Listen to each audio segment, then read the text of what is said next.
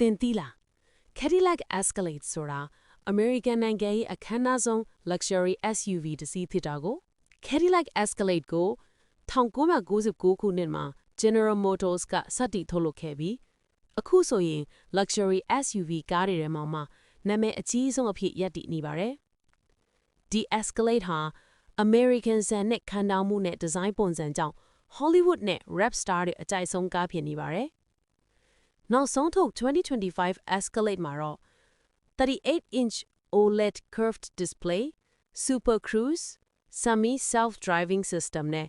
Escalade IQ ဆိုတဲ့ electric version system တွေပေါင်းတာကိုတွေ့ရပါတယ်။တကယ်ကောင်းပြီးခမ်းနားတဲ့ luxury SUV တစ်စီးဆိုတာအသေးအချာပါပဲ။အတွင်းပိုင်း interior ဟာဆိုရင်လေဒုက္ခထိုင်ပြီးတာနဲ့ပြန်ထမလာခြင်းဖြစ်အောင်ဒီဇိုင်းလုပ်ထားပါတယ်။ SUV ကြိုက်တဲ့သူတွေအတွက်ကတော့ဒီကားဟာအလွန်ခမ်းနားပြီးအရှိန်အဝါအပြည့်ရှိတဲ့ကားတစ်စီးပဲဖြစ်ပါတယ်။ Cadillac Escalade ဆိုတာ SUV lover တွေအတွက်တော့လုံးဝလက်မလွတ်သင့်တဲ့ကားဆိုတာလက်ခံပါလား